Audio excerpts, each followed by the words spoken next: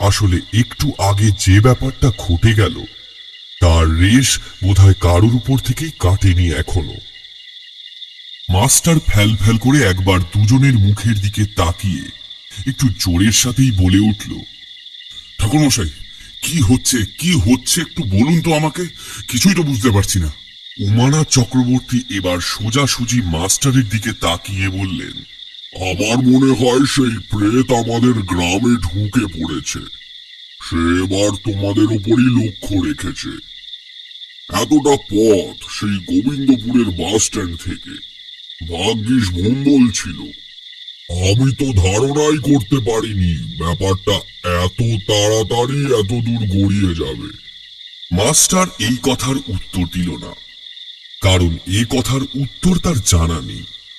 তার বদলে মাস্টার ভম্বলের দিকে তাকিয়ে বলল, গ্রামে ঢুকেই ভম্বলকে দেখে আমি প্রথমে ভয় পেয়ে গিয়েছিলাম। আমার মনে হয়েছিল ওই সবকিছুর পিছনে রয়েছে, কিন্তু তারপর সবটা পরিষ্কার হলো। ভম্বল তখনও কোনো কথা বলল না। উমানাথ চক্রবর্তী এবার বললেন, ভম্বল, তুমি না এসে পৌঁছালে যে কি বিপদ হতো মাস্টারের। আর হঠাৎই রাতের বেলায় গ্রামে এসে কি করছিলে বলো তো? কিন্তু ঠাকুরমশাই, আপনি একটা কথা বলুন, আপনি ঠিক সেই সময় বাড়ি থেকে বেরিয়ে এলেন কেন? হ্যাঁ ঠাকুরমশাই, আপনি? বিশ্বাস করো, সেটা নেহাতি একটা ভাগ্যের ফের। আমি খেয়ে উঠে একটু এই বাইরেটায় হাওয়া খেতে বেরিয়েছিলাম। তখন কে জানতো 5-10 দূরে মাঠ থেকে হ্যাচর প্যাচর করে তুমি উঠে আসবে মাস্টার। আহ, বাবা ভম্বল, তোমার আশঙ্কা যে একেবারে নির্ভুল। তুমি ঠিকই আন্দাজ করেছিলে যে এরপর সে আমাদের মাস্টারকেই ধরবে। ভম্বল দুজনের দিকে একটা শান্ত দৃষ্টি নিক্ষেপ করে আস্তে আস্তে বলল, ঠাকুরমশাই, সেদিন নিতাইয়ের মৃতদেহটা আমি নিজে দেখে কেমন যেন মনে হয়েছিল। ওই প্রেতটা আমাদের সবার পিছু নিতে চাইছে। আমার মনে হয়েছিল সেদিন শ্মশানে যারা উপস্থিত ছিল তাদের সবার ওপরেই ওই প্রেতাত্মা আক্রমণ করবে। তবে এর পরেই যে সে মাস্টারকে লক্ষ্য করবে তার যেন কেমন একটা আভাস পেয়েছিলাম। ঠিক কিভাবে বুঝতে পারলাম সেটা আমি নিজেও স্পষ্ট জানি না ঠাকুরমশাই। ঠাকুরমশাই বললেন, যাক, কারণ অকারণ খুঁজে এখন লাভ নেই। এখন আমাদের মাথায় খাঁড়া ঝুলছে, সেই নিয়ে এই মাথা ঘামানোটা ভালো। আসলে মাস্টার ফণি খুড়ো কাছের লোক, তাই সে প্রথম আক্রমণ করবার চেষ্টা করবে তা আমার মনে হয়েছিল। তাই আমি আজ সকালেই তালদিঘিতে এলাম আপনার সাথে দেখা করতে। আপনার আজ্ঞা মেনে মাস্টারের উপর নজর রাখলাম সারাটা দিন। সকালে আপনার বাড়ি থেকে বেরিয়ে আমি এই গ্রাম ছেড়ে যাইনি ঠাকুরমশাই। আমি এখানেই এদিক ওদিক নিরিবিলি জায়গায় বসে বারবার নজর রেখেছি। এই কথাটা বলে ভম্বল একবার মাস্টারের দিকে তাকিয়ে দেখল। মাস্টারও তার দিকে এক নজরে তাকিয়ে আছে। ভম্বল আবার বলে চলল, মাস্টারকে সাবধান করে দিতে আমি গোবিন্দপুর থেকে ফেরার রাস্তাটায় এই তালদিঘির একটু বাইরে দাঁড়িয়েছিলাম। সন্দেহ হয়েছিল যে এই পথে সেই অন্ধকারে মাস্টারের জন্য অন্য কেউ অপেক্ষা করে থাকবে। ঠিকই ধরেছিলাম ঠাকুর।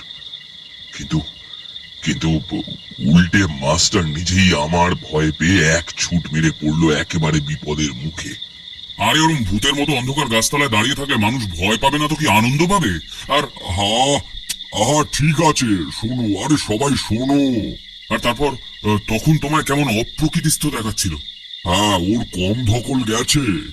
সারাদিন ধরে একজনকে মন্ত্র বলেই নজরবন্দি করতে অনেকটা পরিশ্রম হয়, অনেকটা শক্তি লাগে। আমি কি করে বুঝবো বলুন তো? একই সারা দিনটা অস্বস্তির মধ্যে কেটেছিল। বারবার খালি মনে হচ্ছিল এ তাকিয়ে আছে, ও তাকিয়ে আছে। আচ্ছা, বড় বাজারের ওই কুকুরটাও কি তুমি? ভম্বল মুখে কিছু না বলে নিরুপায় হয়ে একবার কেবল কাঁধ ঝাঁকালো। উমানাথ চক্রবর্তী হেসে ফেললেন, শেষমেশ কুকুর। ভম্বল, তোমার জবাব নেই।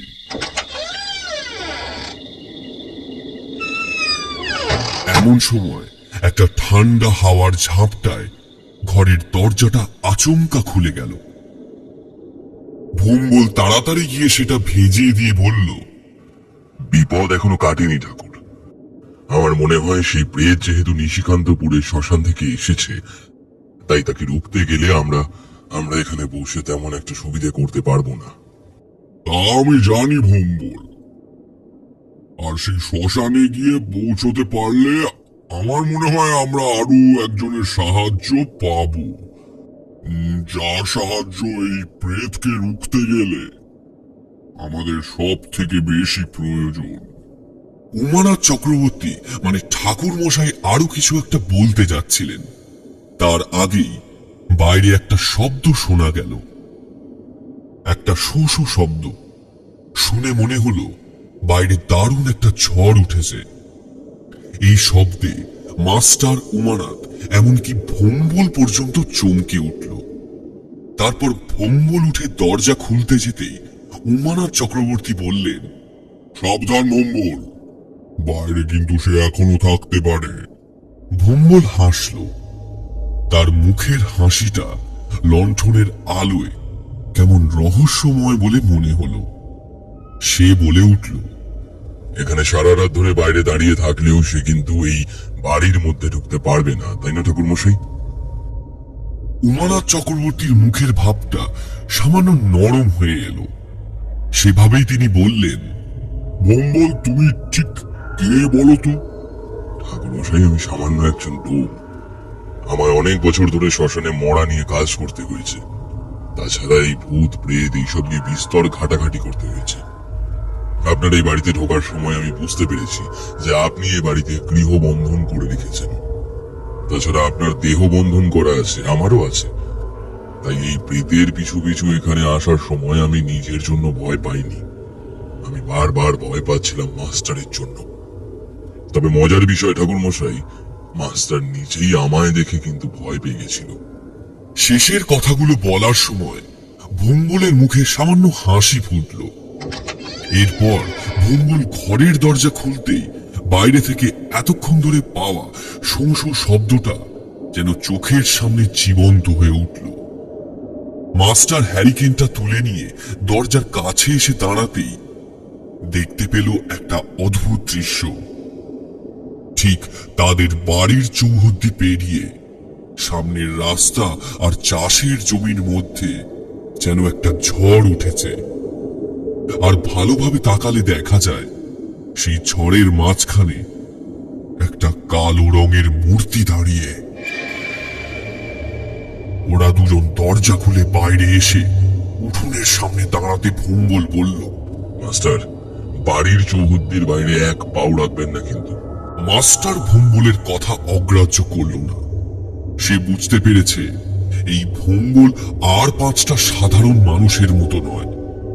কিন্তু একটা কথা মাস্টারের কিছুতেই মাথায় ঢুকছিল না, ভোম্বল এত সহজে কিভাবে জানতে পারল যে ওই প্রেত পরবর্তীতেই মাস্টারকে তার শিকার করে তুলতে চলেছে।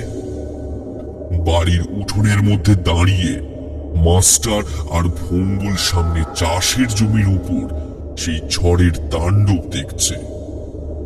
ঠাকুর মশাই একটু পরে হ্যারিকে নিয়ে এসে ওদের দুজনের পেছনে দাঁড়িয়ে রইল। চারিদিকে হালকা চাঁদের আলোয় খুব স্পষ্ট না হলেও কিছুটা দেখা যায়। ঝড়ের মধ্যে মাঠের মাঝে কালো মূর্তিটা স্থির হয়ে দাঁড়িয়ে আছে। উমানাথ চক্রবর্তী বলল, ভোম্বল, আমি এবার বুঝতে পেরেছি তুমি ঠিক কি কারণে মনে করেছিলে এবার মাস্টারের উপর বিপদ নেমে আসতে পারে। আসলে ওই প্রেত বুঝতে পেরেছিল মাস্টারই হলো এমন এক অবলম্বন যাকে দিয়ে ওকে দূর করা যাবে, আর ঠিক সেই কারণেই সে মাস্টারের পিছু নিয়েছে। কিন্তু তার জন্য আজ সকালে তুমি এত দূর ছুটে এলে কেন, সেটা আগে বলো তো। এই তালদিঘি গ্রামে বসে নিশিকান্তপুরের শ্মশানে সেই রাতে যে আমাদের এমন একটা বিপদের হাত থেকে বাঁচিয়ে দিল, তার ক্ষমতা যে সামান্য নয় তা বুঝতেই ভোম্বলের খুব একটা সমস্যা হয়নি ঠাকুর মশাই। আপনার সাথে দেখা করাটা দরকার ছিল, তাই জন্যই আমি এখানে সশরীরে এসে পৌঁছেছিলাম। তবে মাঝখানে এমন কিছু ঘটে গেল। ওরা তিনজন পাশাপাশি দাঁড়িয়ে আছে। ওদের সামনে এখন প্রবল ঝড়। হঠাৎ করে শূন্য থেকে কি একটা যেন ওদের সামনে ঠিক বাড়ির চৌহদ্দিটার বাইরে মাটির রাস্তার উপর এসে পড়ল। ওরা তিনজন অবাক হয়ে তাকিয়ে দেখল একটা পোড়া কাঠ। সেই কাঠ থেকে তখন চিতার গরম ধোঁয়া বেরিয়ে আসছে। ঠাকুর মশাই মনে মনে প্রমাদ গুনলেন। তিনি বললেন, আর এখানে নয়, ভেতরে চলো। সে অপশক্তি এই বাড়ির ভেতরে প্রবেশ করতে পারবে না, তা আমি জানি। কিন্তু তবুও অতিরিক্ত সাহস দেখানোর কোনো প্রয়োজন নেই। ভেতরে এসো সবাই। ওরা তিনজন এক এক করে ঘরের ভেতরে গিয়ে ঢুকতে দরজাটা ভেতর থেকে বন্ধ হয়ে গেল। তোমরা একটা কাজ করো, একটু বিছানায় গড়িয়ে নাও। কাল ভোরে আমরা বেরোচ্ছি, আর রামকেও নিয়ে যেতে হবে। ভোম্বলকে নিয়ে ঠাকুর মশাই পাশের ঘরে চলে গেলেন। মাস্টার বিছানায় গা এলিয়ে দিল, কিন্তু ঘুমটা ঠিক হলো না মাস্টারের। অনেক রাত অব্দি ও ঘর থেকে কিছু টুকরো টুকরো কথাবার্তা মাঝে মধ্যে ভেসে আসছে। ঠাকুর মশাই আর ভোম্বল তখনও সলা পরামর্শ করে চলেছে। সেদিকে অতটা গুরুত্ব না দিয়ে সে আবার পাশ ফিরে শুয়ে পড়ল।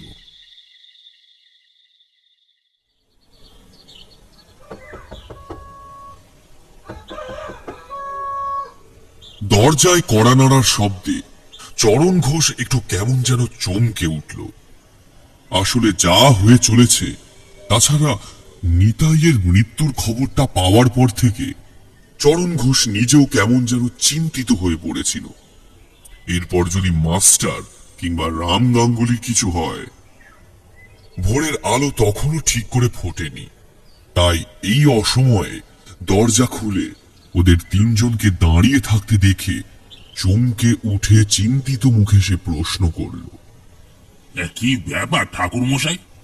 এত সকালে আপনি এখানে? কারোর কোনো বিপদ টিপদ ঘটেনি তো? না, এখনো পর্যন্ত ঘটেনি। তবে একটা বিপদ ঘটে যেতে পারে চরণ, তাই তোমার কাছে এলাম। তোমার গাড়িটা কি চলে গেছে? না না ঠাকুর মশাই, গাড়ি তো এখনো শহরে যায়নি। কিন্তু কিন্তু কেন বলুন তো? গাড়িটা আমাদের দরকার চরণ, আমাদের একবার নিশিকান্তপুর যেতে হবে। চরণ ঘোষের গাড়ি বলতে ট্র্যাক্টর।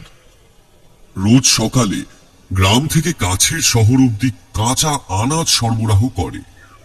সে চক্রবর্তী মশাইকে আর কিছু প্রশ্ন করল না। ওদেরকে ঘরের ভেতর বসিয়ে রেখে গাড়িটা বেরিয়ে যাবার আগেই সেটাকে থামাতে ভেতরে গেল। আর একটু দেরি হলে গাড়িটা বেরিয়ে যেত। তারপর কাজ ছেড়ে এসে ওদের তিনজনের গম্ভীর মুখ দেখে বুঝতে পারল যে কিছু একটা হয়েছে। কিন্তু ভোম্বলকে চরণ ঘোষ এর আগে দেখেনি, তাই বলল, ঠাকুর মশাই, বলছি ওকে তো ঠিক চিনতে পারলাম না। ও ভোম্বল, সেদিন আমাদের সাথে নিশিকান্তপুরের শ্মশানেও গেছিল, কাল এখানে এসেছে।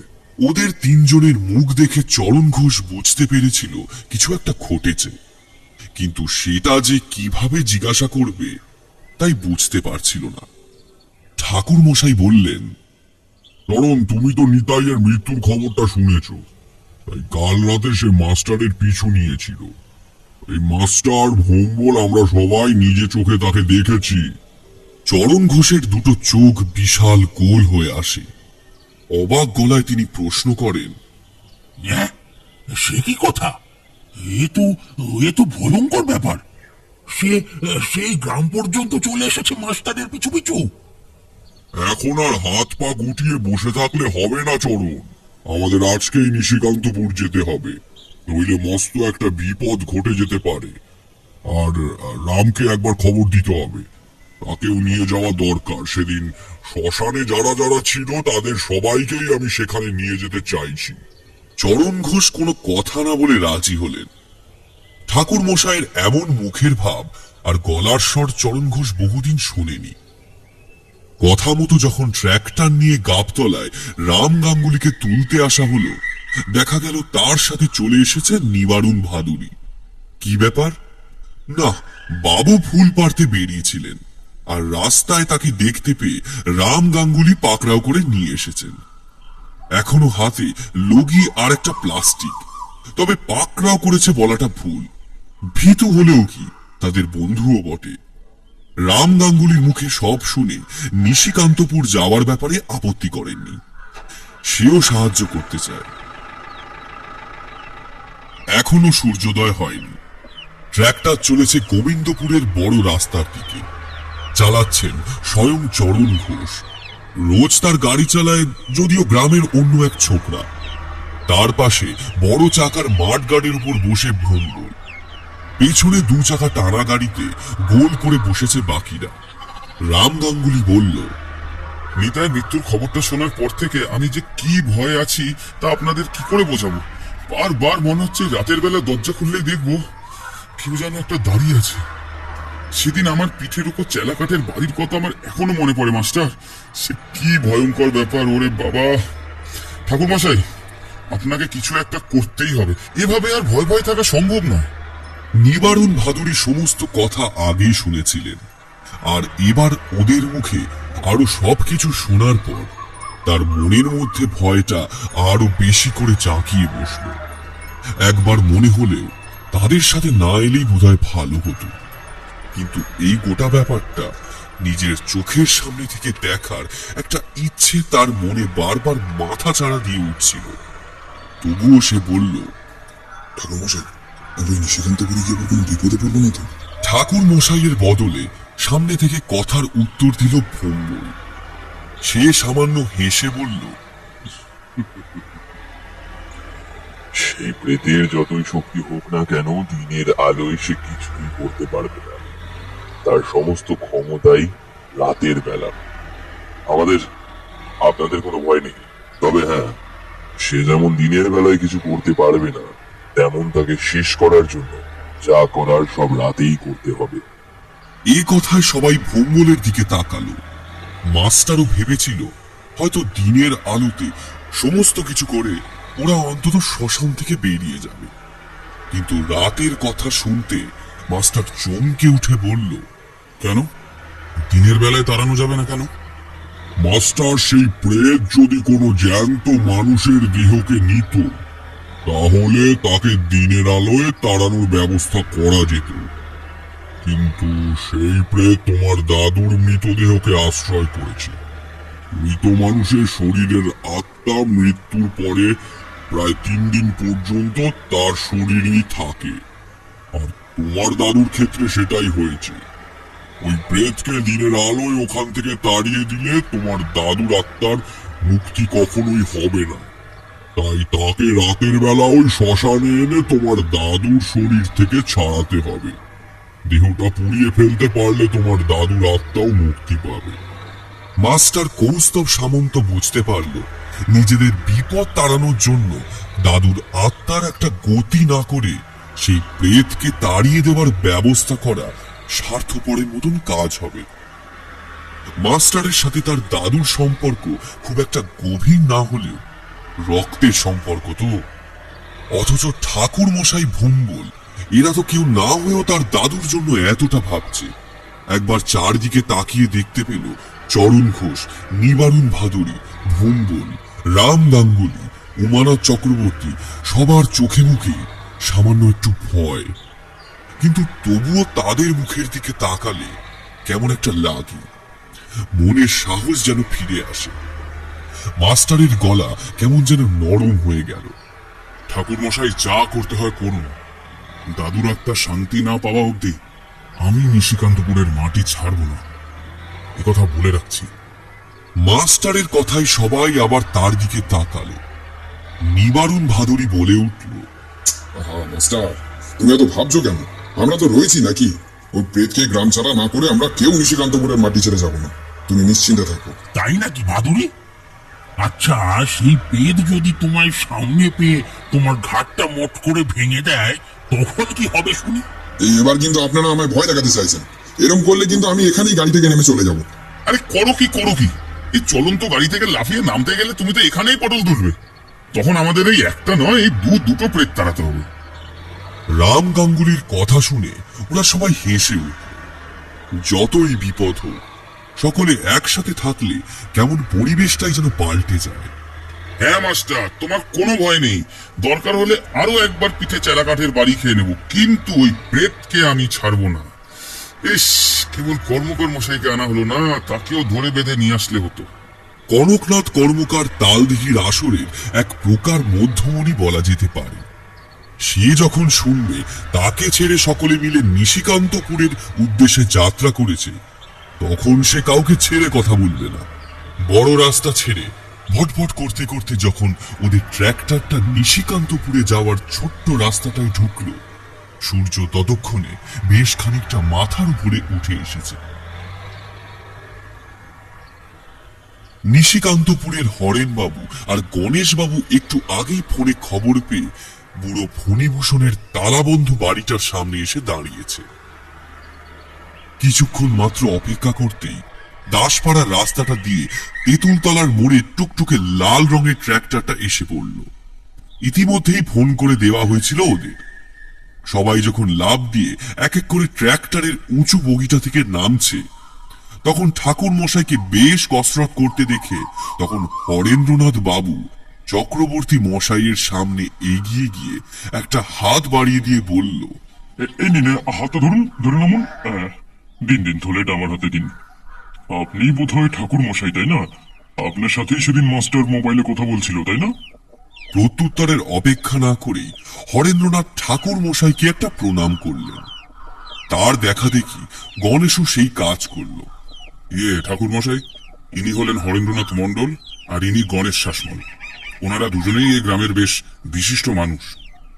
সেদিন আপনি না থাকলে যে আমরা কি করতাম, মানে কি বলবো। একেবারেই ওরমটা বলো না। তোমাদের সাথে একজন ছিল, যে তোমাদের আমি না থাকলেও শেষমেশ বাঁচিয়ে আনতো সেই রাত্রে।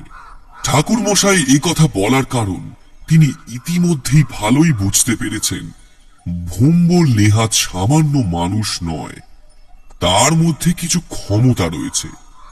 তাছাড়া তার বিচার ক্ষমতাও অত্যন্ত ক্ষুরোধার। না, এ যাত্রায় পার পাওয়া তার একার দ্বারা সম্ভব নয়। বয়সটাও তো দেখতে দেখতে নেহাত কম হয়নি। উনি আর সেই উমানাথ চক্রবর্তী নেই। এখন উনি তালদিঘির মা আনন্দময়ীর মন্দিরের নিত্য পুরুত মাত্র। কয়েক সেকেন্ডের জন্য একটু অন্যমনস্ক হয়ে যেতে তিনি নিজেকে সামলে নিলেন। ঠাকুর মশাই, একটা কথা বলি। আপনারা সেই কাক ভরে বেরিয়েছেন, আগে একটু জল খাবারটা সেরে নিন। সকাল থেকে পেটে কিচ্ছু পড়েনি। তা খুব খারাপ কিছু বলনি, কিন্তু কথা হচ্ছে এখানে।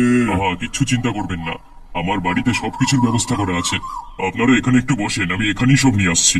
আমার বাড়ি পাশেই, হ্যাঁ, বসেন। পাশ থেকে রাম গাঙ্গুলি হঠাৎ বললেন, হ্যাঁ, ঠিক কথা। সে কোন সকালে বেরিয়েছি, রাস্তায়ও কিছু খাওয়া দাওয়া করা হয়নি। এরপর তো যা মনে হচ্ছে আর সময়ও পাওয়া যাবে না। এই ফাঁকে ডান হাতের ব্যাপারটা সেরে ফেলাই ভালো। আর তাছাড়া পেটে খেলে তো পিঠে ছয়। চক্রবর্তী মশাই কিছু একটা বলতে গিয়েও নিজেকে সামলে নিলেন। তারপর বললেন, বেশ বেশ, তাই হোক। তবে এই ভিটেতে খাওয়া দাওয়া করা যাবে না। হরেন, তুমি বললে না তোমার বাড়ির কাছেই, সেখানে গিয়েই খাওয়া দাওয়া করা যাক নাকি? সবাই যখন হরেনবাবুর বাড়ির দিকে এগোতে শুরু করেছে, তখন মাস্টারের হাতটা ধপ করে পিছন থেকে ধরে উমানাথ চক্রবর্তী বললেন, দাঁড়াও তো, একবার তোমার দাদুর ঘরের ভেতরে চলো। মাস্টার অবাক হয়ে তাকালো ওনার দিকে। তারপর বলল, ঠাকুর মশাই, আপনি হঠাৎ এখানে এলেন কেন? তোমার দাদুর ব্যবহার করা কোনো একটা বস্ত্র নিয়ে নাও, যদি পাও। মাস্টারের প্রশ্নটা এড়িয়ে গিয়ে ঠাকুর মশাই কথাটা বললেন। মাস্টারও বিশেষ জোর জার করল না। তারা কেন এখানে এলো, কেনই বা তার দাদুর ব্যবহার করা বস্ত্র লাগবে, এইসব প্রশ্নের উত্তর সে খুঁজে পেল না। মনে মনে ভাবল, ঠাকুর মশাই যখন বলেছেন তখন নিশ্চয়ই কোনো কারণ আছে। পুরনো মরচে ধরা তালাটা খুলতেই একটা ভ্যাপসা গুমোট গন্ধ তাদের নাকে এসে ধাক্কা মারল। ভেতরটা অন্ধকার। প্রথমে মাস্টার, তার পেছনে চক্রবর্তী মশাই ভেতরে ঢুকলেন। কয়েকদিন ধরে বন্ধ হয়ে পড়ে থাকা ঘরটার আসবাবপত্রে আস্তে আস্তে ধুলোর পরত পড়তে শুরু করেছে। এ বাড়িতে তার বিশেষ আশা না হলেও ছোটবেলায় মাস্টার তার মা বাবার সাথে বহুবার বেড়াতে এসেছে। ঘরটা এখনো একই রকম আছে। আসলে তার দাদু ছিলেন একলা মানুষ। মাটির দেওয়ালে কুলুঙ্গিটার নিচে রাখা একটা মরচে ধরা টিনের ট্রাঙ্ক থেকে মাস্টার একটা পুরনো ধুতি বার করল। ঠাকুর মশাই সেটাকে নিজের পুটুলিতে ভরে নিলেন। তারপর তারা আবার তালা বন্ধ করে বেরিয়ে গেল।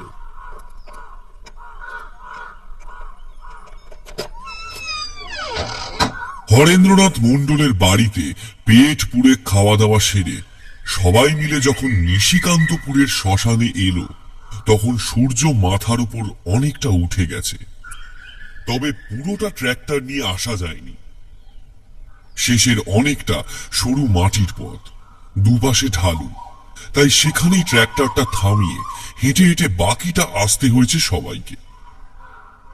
এই শ্মশানটা জঙ্গলে জায়গা ঘেরা, নদীর পাড়ে বিস্তৃত ফাঁকা প্রান্তর জুড়ে, গ্রামের থেকে বেশ খানিকটা দূরে।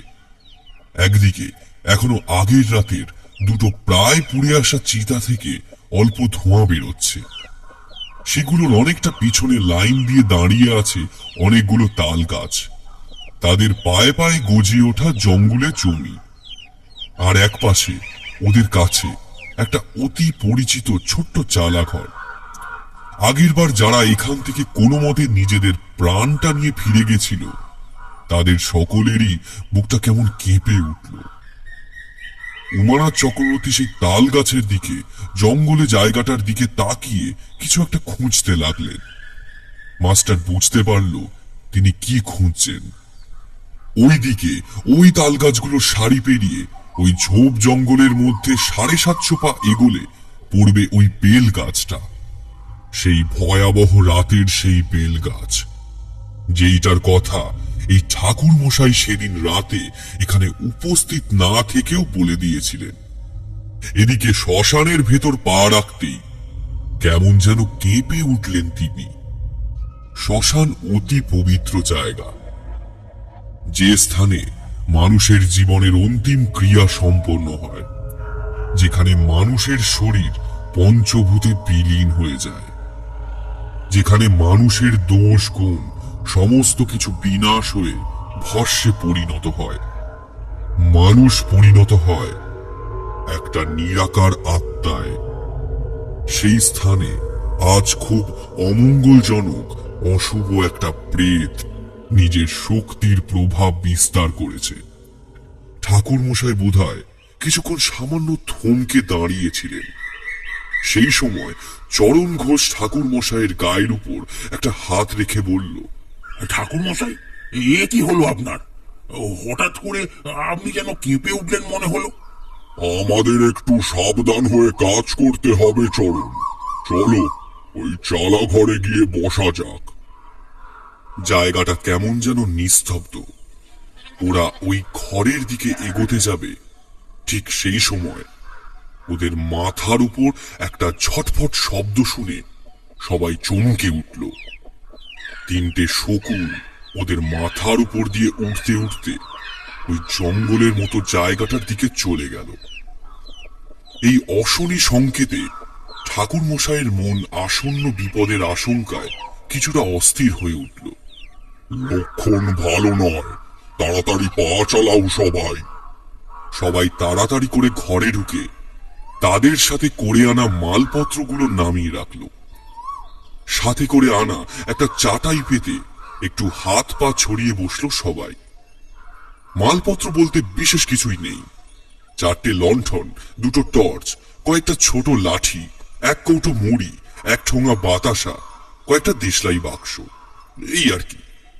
আর তার সাথে পণ্ডিত মশাইয়ের আনা ছোট্ট থলেটা আর একটা সাধারণ বাজারের ব্যাগ। মোট কথা, আজ তারা 8 ঘাট বেঁধে এসেছে। ঠাকুর মশাই কিন্তু বসলেন না। তিনি ঝোলা থেকে হাতড়ে একটা গঙ্গা জল ভরা কাঁচের শিশি বার করে বললেন, এ বাবা, একটা ছোট্ট ভুল হয়ে গেছে যে। কি হয়েছে ঠাকুর মশাই? কি ব্যাপার ঠাকুরমশাই? রাম গাঙ্গুলি আর নিবারণ ভাদুরী চিন্তিত মুখে প্রশ্ন করল। আরে সিঁদুরের কৌটোটা? আর কিছু না বলে তিনি বেরিয়ে গেলেন ঘরের বাইরে। রাম গাঙ্গুলি কৌতূহল চেপে রাখতে না পেরে তার পিছন পিছন বাইরে বেরিয়ে গিয়ে দেখল চক্রবর্তী মশাই চালাঘরের চারপাশে গঙ্গা জল ছেটাতে ছেটাতে ঘুরে ঘুরে লাঠিটা দিয়ে একটা গন্ডি কাটছেন। রাম গাঙ্গুলি মনে মনে বুঝতে পারলেন যে ঠাকুর মশাই কোনোভাবে বোধহয় জায়গাটা বন্ধন করে নিচ্ছেন। রাম গাঙ্গুলিকে বাইরে দেখে তিনি বললেন, একটা মস্ত বড় ভুল হয়ে গেছে রাম।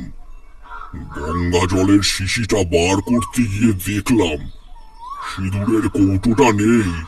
নেই মানে? কোথাও পড়ে গেছে? হ্যাঁ হ্যাঁ, তাই তো মনে হচ্ছে। কি আছে, একবার গ্রামে গিয়ে কিনে আনলেই তো হলো। ওটা আমাদের মায়ের মন্দিরের রাম। মানে মা আনন্দময়ের মন্দিরে? হ্যাঁ, কোথায় পড়ে গেছে কিছু আন্দাজ করতে পারছেন? মনে হয় ফণিভূষণের বাড়িতে যখন তার একটা ধুতি আমার ঝোলায় পুড়তে গিয়েছিলাম তখন ওটা বার করেছিলাম, তারপর ওখানেই ফেলে এসেছি মনে হয়। তা মান রাম গাঙ্গুলি কিছু একটা বলতে যাচ্ছিল, কিন্তু তখনই ঠাকুর মশাই অন্যদিকে তাকিয়ে বলে উঠলেন, ওই তো ভোম্বল চলে এসেছে। দেখা গেল খানিক দূরে শ্মশানে ঢোকার সরু পথটা দিয়ে ভুম্বল আসছে। তার এক হাতে রয়েছে একটা বড় ব্যাগ আর আরেকটা হাতে একটা ছোট্ট ব্যাগ, আর মাথায় করে নিয়ে আসছে এক গোছা শুকনো কাঠ। ও তাই ভাবছিলাম আপনাকে জিজ্ঞেস করি, ভোম্বল এতক্ষণ কোথায় ছিল? আপনিই পাঠিয়েছিলেন? রাম, তুমি যাও, মালগুলো ওর সাথে হাতে হাতে নামাও। আর শোনো, মাস্টারকে একটু ডেকে দাও তো। রাম গাঙ্গুলি দেখল বড় ব্যাগটাতে সাধারণত কিছু পুজোর সামগ্রী আছে, যেমন আলতা, পাটকাঠি, দুটো ঘট, এক প্যাকেট ফুল, ঘি, কর্পূর আর বেলপাতা। তবে তাছাড়া যজ্ঞ আর পুজোর জন্য প্রয়োজনীয় আরো অনেক উপকরণ রয়েছে। কিন্তু ছোট কাপড়ের থলিতে রয়েছে কিছু উদ্ভট বস্তু, যেমন রুই মাছের মাথা, সাপের খোলস, কোকিলের ডিম, ছাগলের দুধ আর লেজের লোম, কিছুটা মাটি আর এক বোতল লাল রঙের তরল। ভোম্বল এসব নিয়ে ফিরে এসেছে অনেকক্ষণ হয়ে গেছে। শুধু রাম গাঙ্গুলি নয়, সকলে হাতে হাতে সাহায্য করলো ভোম্বলকে সমস্ত জিনিস গুছিয়ে রাখতে। সব শেষে লাল তরলটা আর মাটি ভর্তি প্লাস্টিক প্যাকেটটা হাতে নিয়ে রাম গাঙ্গুলি ভোম্বলকে জিজ্ঞাসা করলো, বাকিগুলো তো বুঝলাম, কিন্তু এই দুটো কি ভোম্বল? কথা, প্যাকেটে মাটিটা হলো ফণিভূষণের ভিটের মাটি, আর বোতলে লাল রঙের ওইটা হলো বাঁদুরের রক্ত। এটা শুনে সকলেই একটু অপ্রস্তুত হলেও হাতে হাতে তখন সব মালগুলো নামিয়ে রাখতে ব্যস্ত হয়ে পড়ল।